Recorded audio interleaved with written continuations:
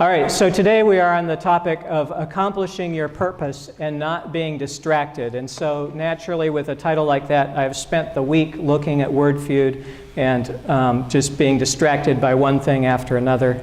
But that's our topic nonetheless. We're looking at the Gospel of John, the 12th chapter, and starting in the first verse. 6 days before the Passover, John says. If you read this story in a couple of the other Gospels, they say it was 2 days before the Passover. And so what you'll have to do to balance that is decide, did someone misremember or did it happen twice? And it could have been either one. Charles Lindbergh, after he made a spectacular flight that caught the nation, the imagination of the nation, went from city to city in the United States just so that people could have a parade for him. And in every city, when he landed, he couldn't see because the way the plane landed with him facing towards the sky, and so he had no view of the runway, which was being swarmed by people running out to greet him while his propeller was still spinning. Once he safely landed, people mobbed him and his plane, which he needed to fly later that day. The plane was fragile, but he was mobbed, and his plane was mobbed. So, if you were telling the Lindbergh story, was he mobbed in Chicago, or was that Detroit? Well, the answer is you could have told that story for hundreds of cities across America, and so the details would change from one to one perhaps, but it just would depend which one, maybe the city you were at, the city that caught your attention for a particular reason. It's not unusual for things to repeat a number of times, and for us when we're telling the story of our lives, just to mention one of them as an example. So it's possible Jesus was anointed with perfume twice. Or it's possible that John or a couple of the other gospel writers didn't remember what day it happened. You'll have to figure that out for yourself. Jesus came to Bethany, the home of Lazarus. Now, notice that Bethany, the city, is the home of Lazarus, where Lazarus lives. Jesus doesn't come to Lazarus' home, necessarily. In a couple of the Gospels, Jesus goes to the home of Simon the leper. So maybe it happened twice. Maybe Jesus went to Bethany where Lazarus lived, and in Bethany he went to the home of Simon the leper. What we know for sure is that in this instance in John, Martha served. That was always good news. If you're going to go to a meal, you can have anybody cook, but if you have a good cook, that's really nice. If you have someone with a gift to hospitality doing the preparations, that's really good. So Martha was serving and Lazarus was there. They gave a dinner for him, Martha served, and Lazarus was one of the table with him. So if you're going to have a meal for Jesus, you might invite the celebrities of the town. And in this town, the current celebrity was Lazarus because he had just been risen from the dead. So Lazarus was there. If you're going to have a party and you want to invite someone, if you invite someone who had been dead but now is walking around, some of you are thinking, that sounds so creepy. I wouldn't do that even on Halloween. But if you knew Lazarus, and he was a great guy, he was a friend of Jesus, and if you knew Lazarus, then you'd know this was really awesome to have him at the table. Mary took a pound of costly perfume. Can I see the hands of women who have some kind of perfume? I'm not asking the guys, I know you do too. Can I see the hands of women who have some kind of perfume in their cabinet or at home or somewhere? So, how many of you have a pound? Can I see your hands? Oh, everybody's too shy. No, nobody has a pound of perfume, or very few people have a pound of perfume. Mary had a pound of pure nard. nothing watered, not the cheap stuff. She anointed Jesus' feet and wiped them with her hair. In a couple of the other gospel accounts, Jesus' head gets anointed. And some of you might decide, well, it happened twice. Once was Mary, once was someone else. It's easy, if you've got a pound, you've got to put it somewhere. And it's probable that Jesus got perfume all over him, my guess. But you may have a different guess. Jesus' feet, at least, were anointed with Mary's perfume, and she wiped his feet with her hair. An extraordinarily intimate act in that time before Hollywood, where such acts were, if not taboo, at least not really appreciated.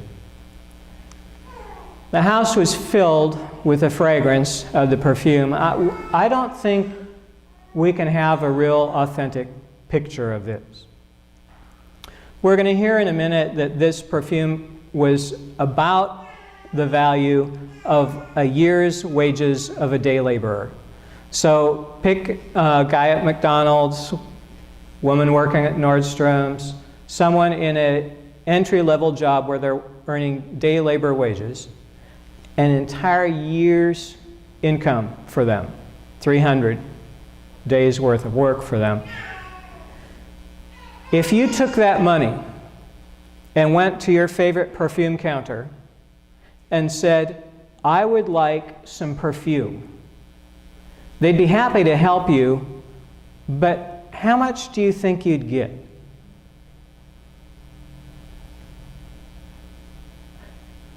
And then if you took that and just used it once on one person, we'd be gasping for air. It'd be too much. We had a wedding here once where the cross was completely covered in white flowers. And they went around the altar, and it was overwhelmingly beautiful. Unbelievably majestic, gorgeous. That was on Saturday. On Sunday, an usher came in here and said, that is too much. And he started tearing it all down. And by the time I got in here and noticed what was happening, there was very little left. So the people who came on Sunday had a very subdued, normal experience, because it was just too much to have that much extravagance thrown around Jesus. There's some people today still with that attitude. You can bless someone, but not very much. You can kiss someone, but not when people are around. Pat someone on the head, but not very hard. There are people who are so offended by others being blessed that they will try to stop you from blessing others. The house was filled with the fragrance of the perfume, so Judas fulfilled the role in this scenario. He said, why wasn't this perfume sold for 300 denarii, that's 300 days' labor's wages, the wages for a day laborer for 300 days. Why wasn't that much money given to the poor? One of the reasons that it's so difficult to address objections like this is because they're so slippery and slimy. You know there's something wrong with it, but it sounds so good that it's really hard. I mean, giving money to the poor, or when you're around Jesus, it sounds like it's something maybe you should do. The gospel writer luckily gives us one of the clues. He said this not because he cared about the poor, but because he was a thief. He had charge of the money that all the disciples had access to, their food, money, and everything, and he would steal from it. So he wanted the money for the perfume to be given instead to the common purse so that they could have enough supplies so it would last a while, because he stole from that purse. One of the things when people object when you do something good, they'll often come up with objections that are really difficult to counter. But if you knew the whole story, you'd be able to say, you don't even care, or you care about the wrong things. Now, this is a little difficult because some objections actually are helpful. There are times when we're proposing an idea, we're working on something, and we really need to hear from people who think, oh, I don't like that. And it's helpful to hear their objections. Sometimes it means we should just stop. Sometimes it means we should proceed but address what they're talking about. Sometimes it means we should just explain why it can have a variety of ways that we address the objection, but it's often very helpful to hear. But sometimes the person who's trying to stop someone from doing something good, it's because they're not on your team. There are 2 teams playing football yesterday. There might be 2 teams playing today. I'm not exactly sure. But when you're watching a game, it's often only half the crowd that's cheering. Because you'd think, a touchdown? Why isn't everybody yelling? Well, some people don't like it. They're unhappy. They don't want that team to score a touchdown, and you have people who are not on your team. They're giving you bad advice. They're fighting against you. They're doing everything they can to steal the ball away from you and take a different direction. They do not want Jesus to succeed, and they do not want you to succeed. Sometimes you're on the wrong team. It just happens. It's good when you find out about it to switch. I could plug in some NFL names, but I'm not going to. Go Chargers! Oh, I deserve that, I guess. So we're talking about Jesus, just to remind everybody. Judas gave an objection that sounded good on the face of it, but his objection was, his heart was not right, and his objection was not right, and Jesus corrected him. Jesus said, leave her alone. She brought it that she might keep it for the day of my burial. Now, there's a couple ways that Jesus talks, and we should be aware of them. Sometimes Jesus says things that are metaphors, and if you look at them literally, the literal way to interpret the statement is not true. It's the metaphor that's true. When Jesus said, chop off your hand if it sins, Jesus didn't mean that you should get out the saw or the axe. Jesus meant sin is so bad. The consequences are so devastating, not just for you, for everybody around you. You really need to do everything you can to get rid of it in your life. It's worth it to just do everything to separate yourself from sin, which will have terrible consequences. But knowing that not everybody would follow his advice, Jesus went and did something about it. He died on the cross so that we who do sin can be restored to God who loves us. So sometimes Jesus speaks in a metaphor. Sometimes Jesus speaks in a way that every word that he says is exactly true from a literal understanding where you don't have any interpretation of the words at all. I don't know which one this is. But I would like you to think about it. So one way to think about this is it's a metaphor. She bought it so that she might keep it for the day of my burial, and Jesus knew he was on his way to die. A week later he'd be dead. He was on his way he was within 2 miles of Jerusalem in this city. He was on his way to Jerusalem. He knew what was coming. So whether she knows it or not, she has anointed me for my burial. That's a fine way to interpret Jesus' statement.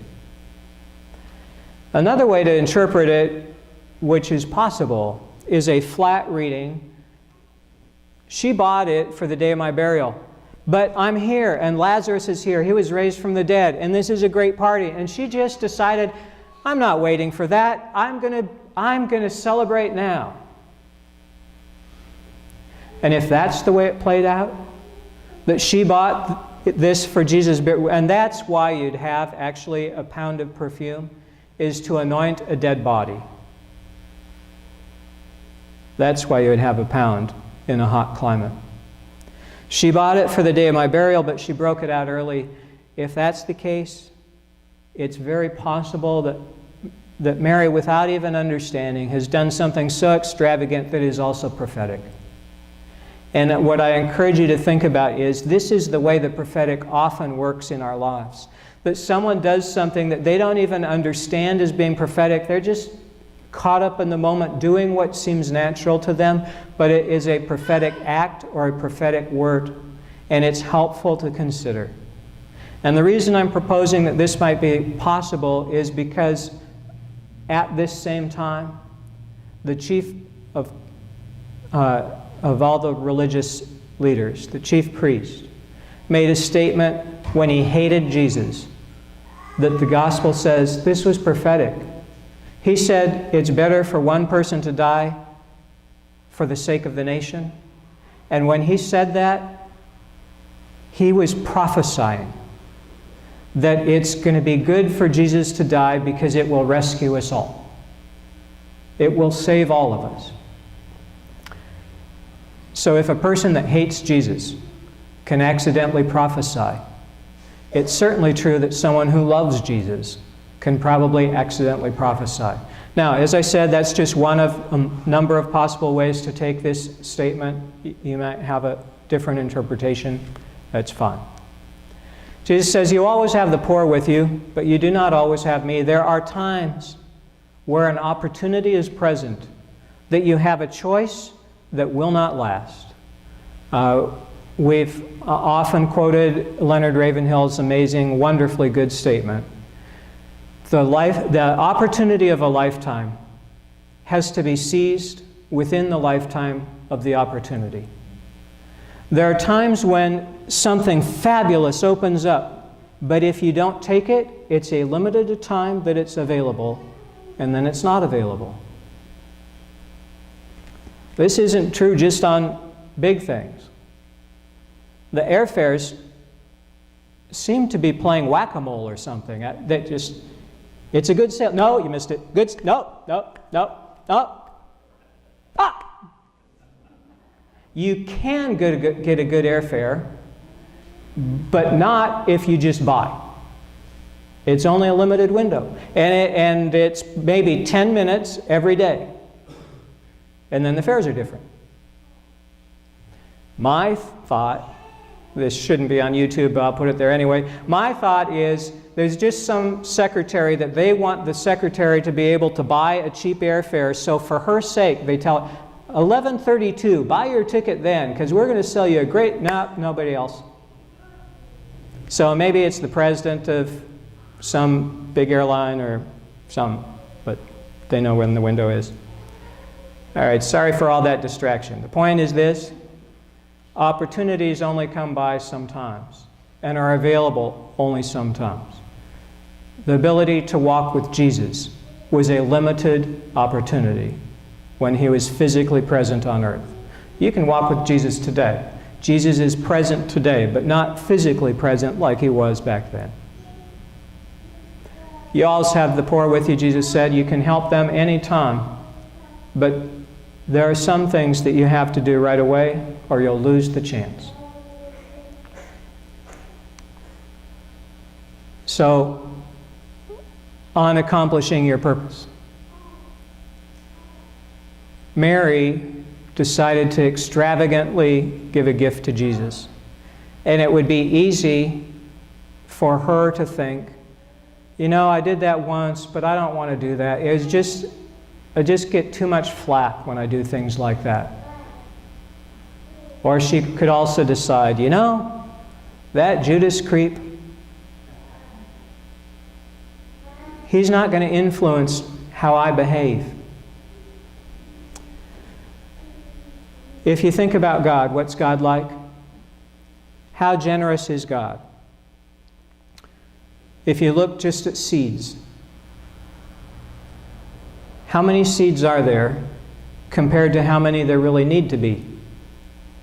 Well, all you need for a plant is one seed. But is that how many that grow? No, there are dozens, some cases hundreds or thousands, and in some cases, it's millions, right, Charlie? I know it's a lot when you get up to some of the trees that the seeds just go everywhere because you got to feed the squirrels and account for natural disasters and hikers tromping on that. There's lots. So God is extraordinarily generous throughout all of creation, modeled in the cross most primarily. And it's helpful if you become more and more like that. There will be people around you who don't like it. You shouldn't do that. You're wasting your money, you're wasting your time, you're wasting your resources. And then they go and steal from the poor. It's helpful to listen to the detractors, but not to be taking their advice without thinking about it. All right, we're going to pray.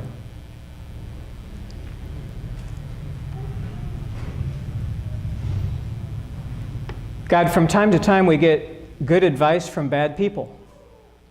So help us to listen. And from time to time, Judas and people like him are able to shut down good from being done just because they have a forceful opinion. And someone thinks, well, I shouldn't be getting this much resistance if it's a good idea. And we forget that Jesus got resistance everywhere he went. The more he did that was good, the greater the resistance. So help us to do the good that we're called to do, and not to be stopped by detractors. Thank you. Amen.